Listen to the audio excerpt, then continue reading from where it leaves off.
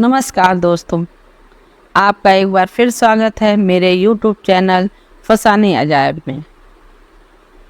आज हम सुनेंगे महादेव वर्मा द्वारा रचित रेखा चित्र भक्तिन, मेरी यानी डॉक्टर वंदना की आवाज़ में।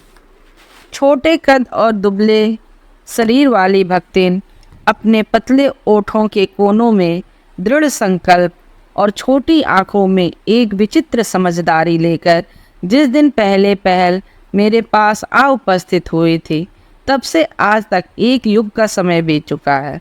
पर जब कोई जिज्ञासु उससे इस संबंध में प्रश्न कर बैठता है, तब वह पलकों को आधी पुतलियों तक गिराकर और चिंतन की मुद्रा में ठुड्डी को कुछ ऊपर उठाकर विश्वास भरे कंठ में उत्तर देती है, तुम पचे का बताई, यह कोई 50 वर्ष से संग्रहित है।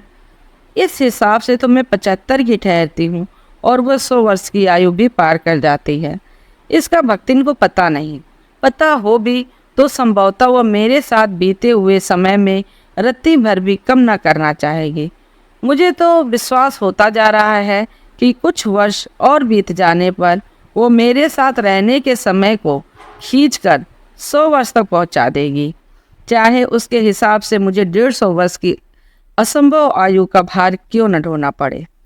सेवक धर्म में हनुमान जी से स्पर्धा करने वाली भक्तिन किसी अंजना की पुत्री न होकर एक अनाम धन्या गोपालिका की कन्या है। नाम है लक्ष्मण अर्थात लक्ष्मी। पर जैसे मेरे नाम की विशालता मेरे लिए दुर्लभ है, वैसे ही लक्ष्मी की समृद्धि भक्तिन के कपाल की कुंचित रेखाओं में नहीं बन सकी। वैसे तो जीवन में प्रायः सभी को अपने अपने नाम का विरोधाभास लेकर जीना पड़ता है, पर भक्तिन बहुत समझदार है, क्योंकि वह अपना समृद्धि सूचक नाम किसी को बताती नहीं। केवल जब नौकरी की खोज में आई थी, तब ईमानदारी का परिचय देने के लिए उसने शेष इतिवृत्ति के साथ यह भी बता दिया, पर इस प्रार्थना के साथ कि मैं कभी नाम का उपयोग ना करूं। उपनाम रखने की प्रतिभा होती तो मैं सबसे पहले उसका प्रयोग अपने ऊपर करती। इस तथ्य को वह देहातीन क्या जाने। इसी से जब मैंने कंठी माला देखकर उसका नया नामकरण किया, तो वह भक्तिन जैसे कवित्वहीन नाम को पाकर भी गदगद हो उठी। भक्तिन के जीवन का इतिवृत्त बिना जाने हुए उसके स्वभाव को पूर्णतः क्या अंशतः समझना भी कठिन होगा। वह ऐतिहासिक झूसी में गांव प्रसिद्ध एक अहीर सुरमा की इकलौती बेटी ही नहीं, विमाता की किंवदंती बन जाने वाली ममता की छाया में भी पली है।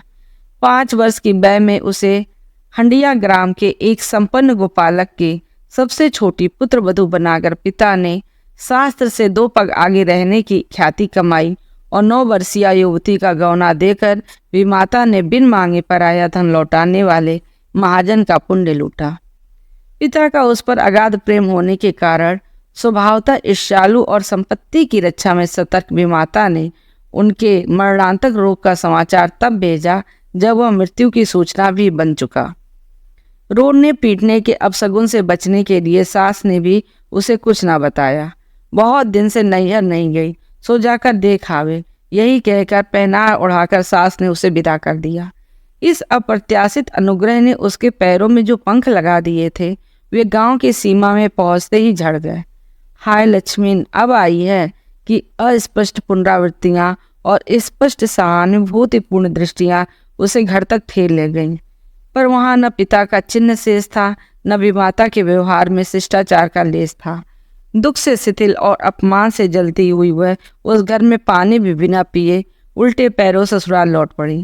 सास को खरी खोटी सुनाकर उसने विमाता पर आया हुआ क्रोध शांत किया और पति के ऊपर गहने फेंक फेंक कर उसने पिता के चीर बिछोह की मर्म व्यथा व्यक्त की। जीवन के दूसरे परिच्छेद में भी सुख की अपेक्षा दुख ही अधिक है। जब उसने गेहूं रंग की बटिया जैसे मुख वाली पहली कन्या के 2 संस्करण और कर डाले, तब सास और जेठानियों ने ओठ बिचकाकर उपेक्षा प्रकट की। उचित भी था, क्योंकि सास 3 कमाऊ वीरों की विधात्री बनकर मछिया के ऊपर विराजमान पुरखिन के पद पर अभिषिक्त हो चुकी थी और दोनों जेठानियां काकभुसुंडी जैसे काले लालों की क्रमबद्ध सृष्टि करके इस पद के लिए उम्मीदवार थीं। छोटी बहू के लीक से छोड़कर चलने के कारण उसे दंड मिलना आवश्यक हो गया था। जेठानियां बैठकर लोक चर्चा करती और उनके कलूटे लड़के धूल उड़ाते। वह मट्ठा फेरती, कूटती, पीसती, रांधती और उसकी नन्ही लड़कियां गोबर उठाती, कंडे पातती। जिठानियां अपने भात पर सफ़ेद राब रखकर गाढ़ा दूध डालती और अपने लड़कों को औटते हुए दूध पर से मलाई उतार कर खिलाती। वह काले गुड़ की डली के साथ कठौती में मट्ठा पाती और उसकी लड़कियां चने बजरे की घुघरी चबाती। इस दंड विधान के भीतर कोई ऐसी धारा नहीं थी जिसके अनुसार खोटे सिक्कों की टकसाल जैसी पत्नी से पति को विरक्त किया जा सकता। सारी चुगली चबाई की परिणति उसके पत्नी प्रेम को बढ़ाकर ही होती थी। जिठानियां बात बात पर धमाधम पीटी कूटी जाती, पर उसके पति ने उसे कभी उंगली भी नहीं छुआई। वह बड़े बाप की बड़ी बात वाली बेटी को पहचानता था। इसके अतिरिक्त परिश्रमी, तेजस्विनी और पति के प्रति रोम रोम से सच्ची पत्नी को वह चाहता भी बहुत रहा होगा, क्योंकि उसके प्रेम के बल पर ही पत्नी ने अलगौजा करके सबको अंगूठा दिखा दिया। काम वही करती थी, इसलिए गाय भैंस, खेत खलिहान, अमराई के पेड़ आदि के संबंध में उसी का ज्ञान बहुत बढ़ा चढ़ा था। उसने छाट छाट कर ऊपर से असंतोष की मुद्रा के साथ और भीतर से पुलकित होते हुए जो कुछ लिया वह सबसे अच्छा भी रहा। साथ ही परिश्रमी दंपति के निरंतर प्रयास से उसका सोना बन जाना भी स्वाभाविक हो गया। धूमधाम से बड़ी लड़की का विवाह करने के उपरांत पति ने घरौंदे से खेलती हुई 2 कन्याओं और कच्ची गृहस्थी का भार 29 वर्ष की पत्नी पर छोड़कर संसार से विदा ली। जब वह मरा तब उसकी अवस्था 36 वर्ष से कुछ ही अधिक रही होगी, पर पत्नी आज उसे बुढ़ऊ कहकर स्मरण करती है।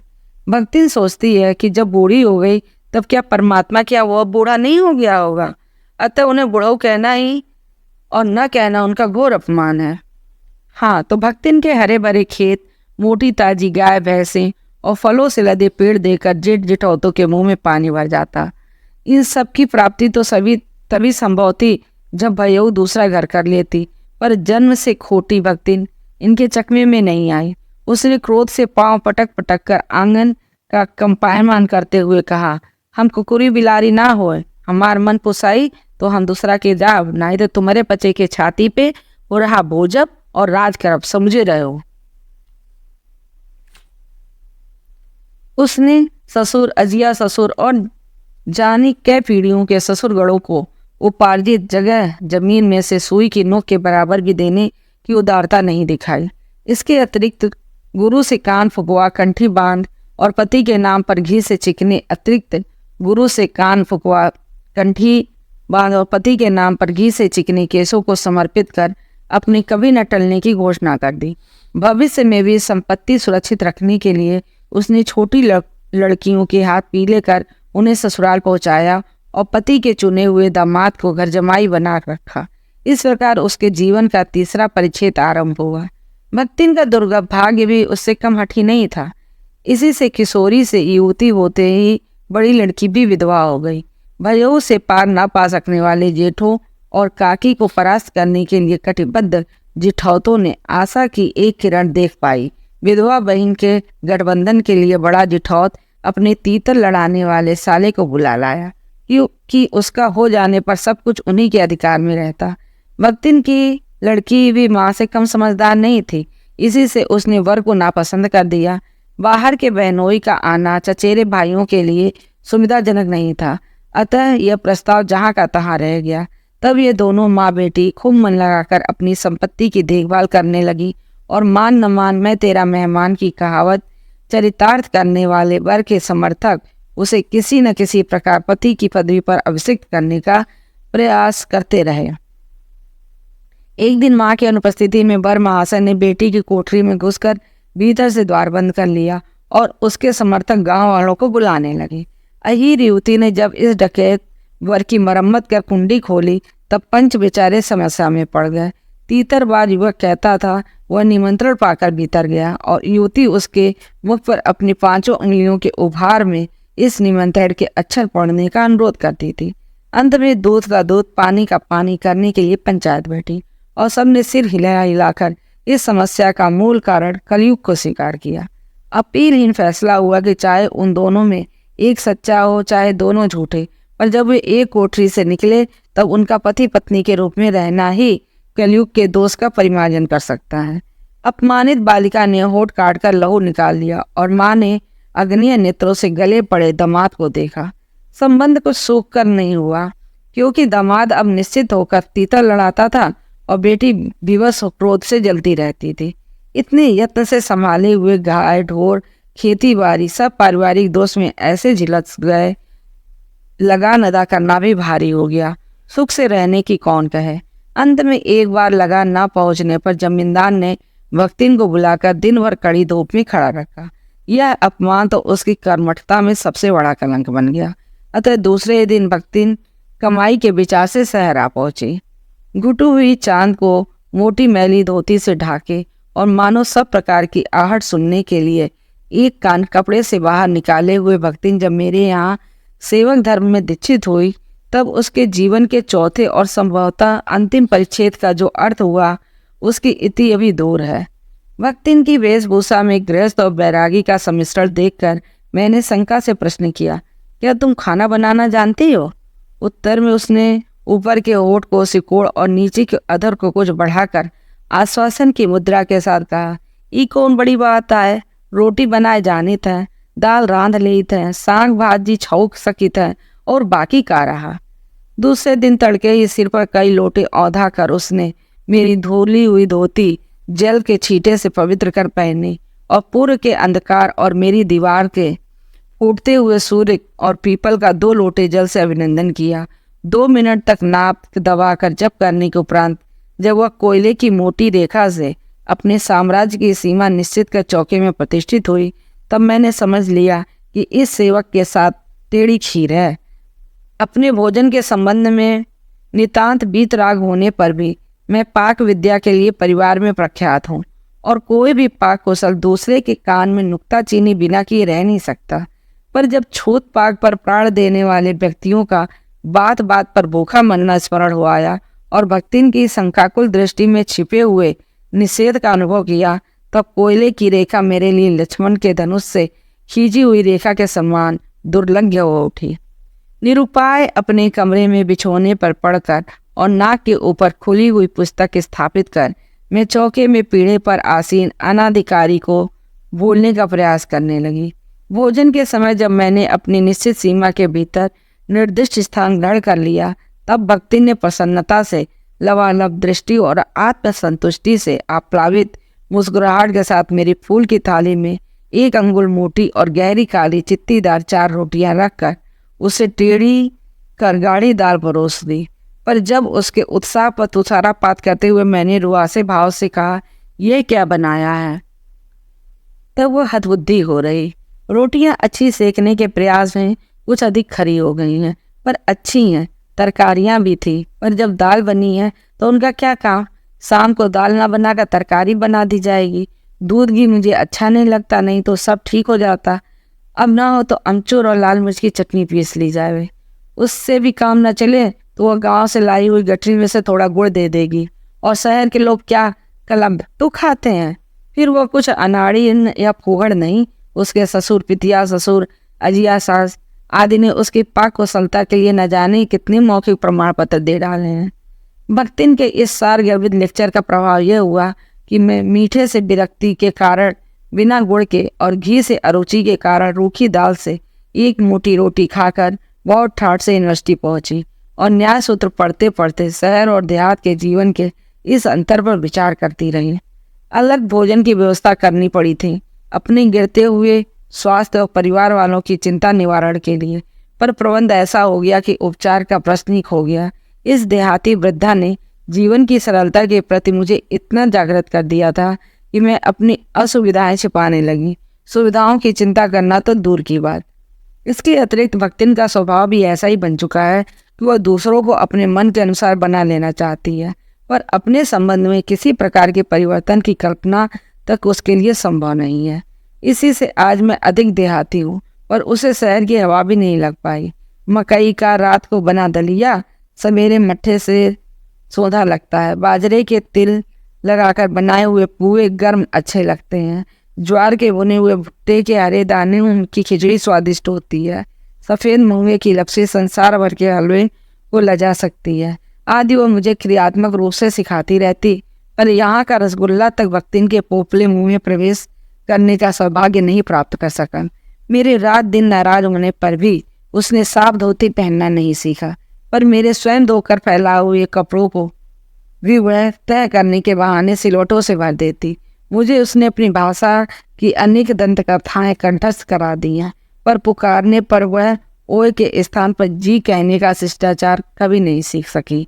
भक्तिन अच्छी है यह कहना कठिन होगा, क्योंकि उसमें दुर्गुणों का अभाव नहीं। वह सत्यवादी हरिचंद नहीं बन सकती, पर नरो व कुंजरो व कहने में विश्वास नहीं करती।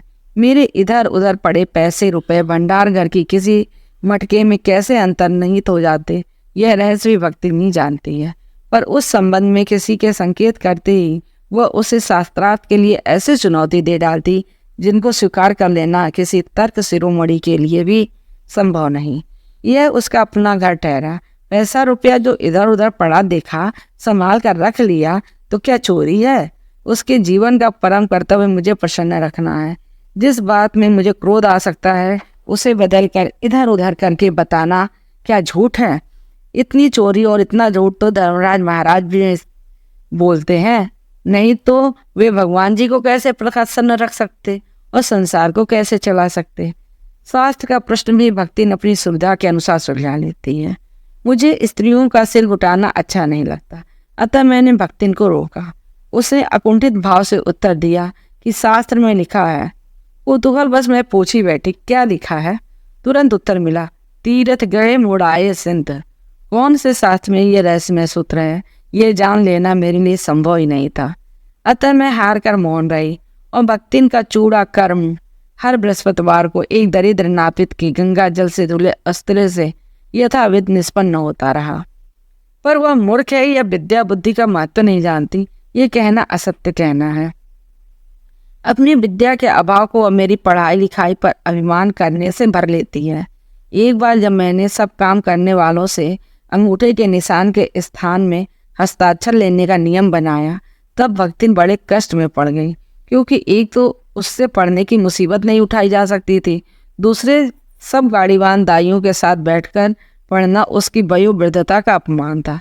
अतः उसने कहना आरंभ किया, हमार मलकिन तो रात दिन की तबियत माँ गड़ी रहत है, अब हमहो पढ़े लागब तो गिरस्ती कौन देखी सुनी।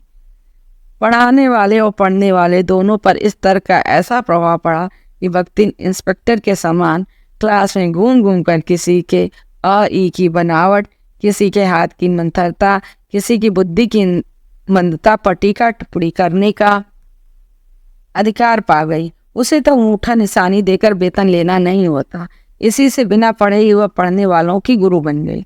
वह अपने तर्क की ही नहीं, तर्कहीनता के लिए भी प्रमाण खोज लेने में पटु है। अपने आप को महत्व देने के लिए ही वह अपनी मालकिन को असाधारणता देना चाहती है, पर इसके लिए भी प्रमाण की खोज ढूंढ अवश्य घोटती है। जब एक बार मैं उत्तर पुस्तकों और चित्रों को लेकर व्यस्त थी, तब भक्ति सबसे कहती घूमी, वो बिचारी तो रात दिन काम में झुकी रहती हैं और तुम पचे घूमती फिरती हो, चलो तनिक तुम हाथ बटा लो।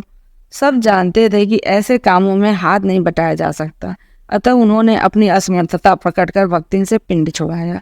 बस इसी प्रमाण के आधार पर उसकी सब अतिशयोक्तियों अमर बेली सी फैलने लगी।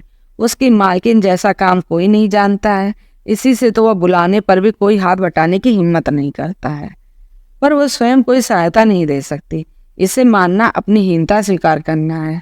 इसी से वह द्वार पर बैठकर बार बार कुछ काम बताने का आग्रह करती, कभी उत्तर पुस्तकों को बांधकर, कभी अधूरे चित्रों को कोने में रखकर, कभी रंग की प्याली धोकर और कभी चटाई को आंचल से झाड़कर।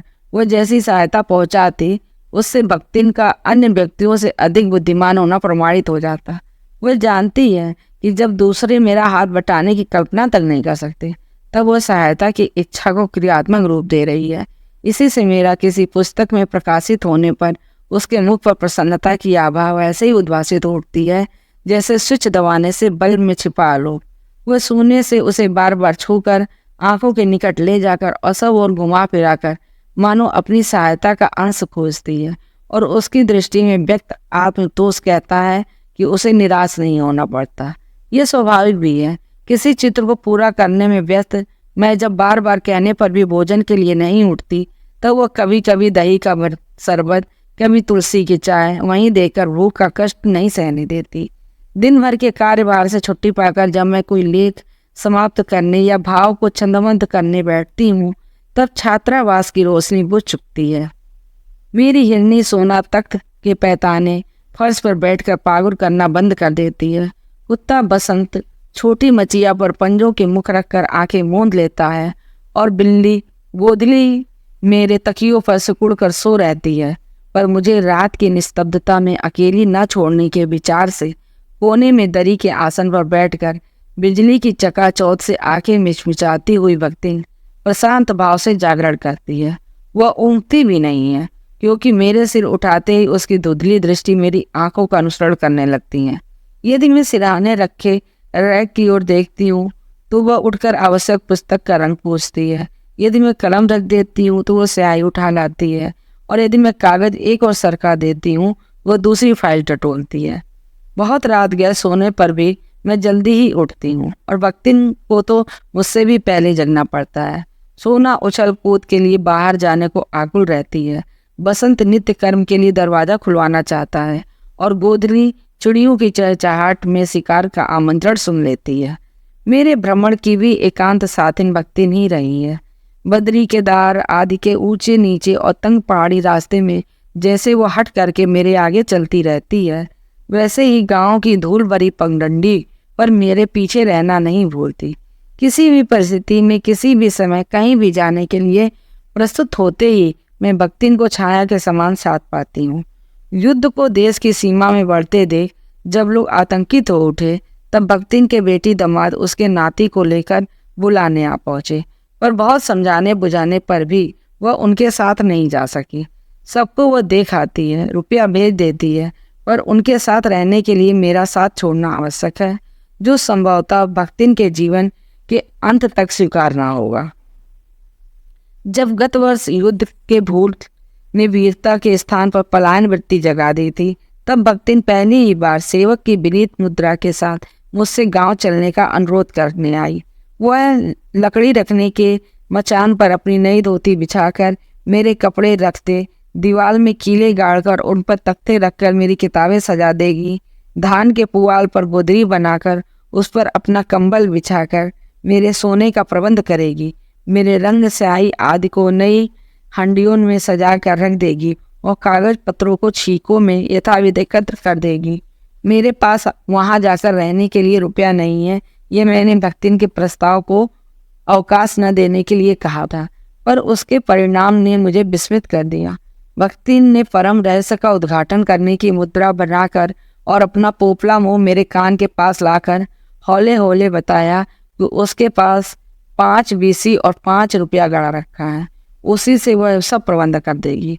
फिर लड़ाई तो कुछ अमरौती खाकर आई नहीं है, जब सब ठीक हो जाएगा तब यहीं लौट आएंगे।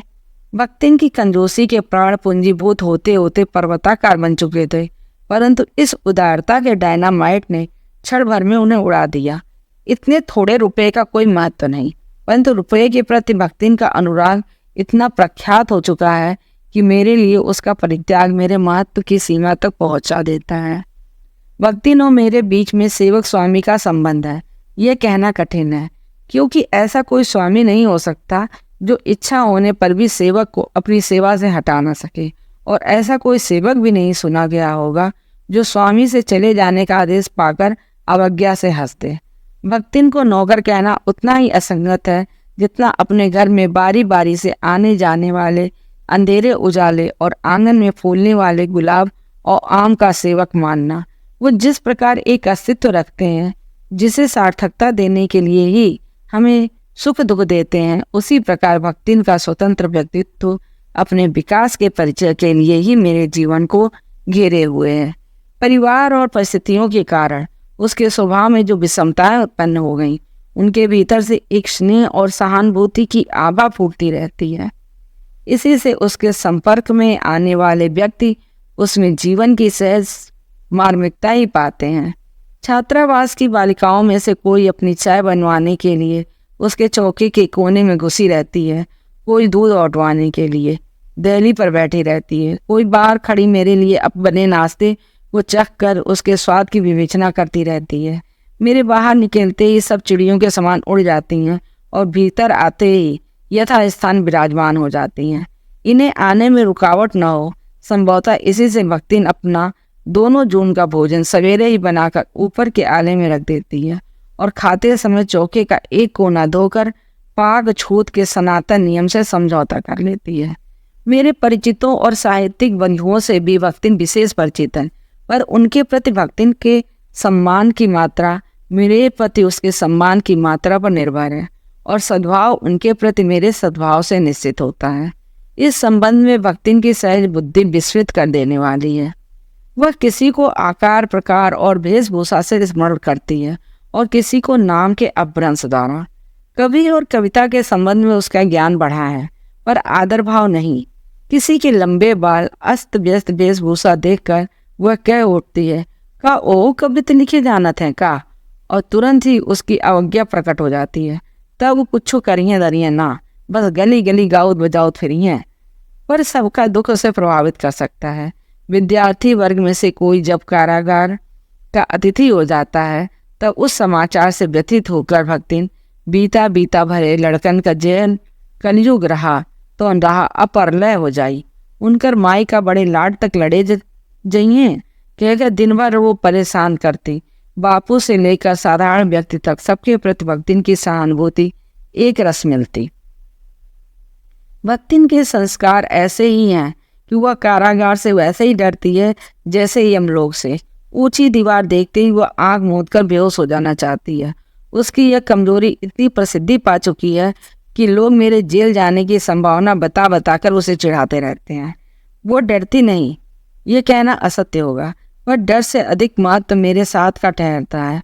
चुपचाप मुझसे पूछने लगती है कि वह अपनी क्या धोती साबुन से साफ कर ले जिससे मुझे वहाँ उसके लिए लज्जित न होना पड़े, क्या क्या सामान बांध ले जिससे मुझे वहाँ किसी प्रकार की असुविधा न हो सके। ऐसी यात्रा में किसी को किसी के साथ जाने का अधिकार नहीं है। यह आश्वासन भक्ति के लिए कोई मूल्य नहीं रखता। वह मेरे न जाने की कल्पना से इतनी प्रसन्न नहीं होती जितनी अपने साथ न जा सकने की संभावना से अपमानित। भला ऐसा अंधेर हो सकता है जहाँ मालिक को वहाँ नौकर मालिक को ले जाकर बंद कर देंगे तो इतना अन्याय नहीं, पर नौकर को अकेले मुक्त छोड़ देने में पहाड़ के बराबर अन्याय है। ऐसा अन्याय होने पर भक्तिन को बड़े लाड तक लड़ना पड़ेगा। किसी की माई यदि बड़े लाड तक नहीं लड़ी तो नहीं लड़ी, पर भक्तिन का तो बिना लड़े काम ही नहीं चल सकता। ऐसे विषम प्रतिद्वंदियों की स्थिति कल्पना में ही दुर्लभ है। मैं प्रायः सोचती हूँ कि जब ऐसा बुलावा आ पहुँचेगा जिसमें न धोती साफ करने का अवकाश रहेगा, न सामान बांधने का, न भक्तिन को रुकने का अधिकार होगा, न मुझे रोकने का, तब चीर विदा के अंतिम क्षणों में यह देहातिन वृद्धा क्या करेगी और मैं क्या करूँगी। भक्तिन की कहानी अधूरी है, पर उसे खोकर मैं इसे पूरी नहीं करना चाहती।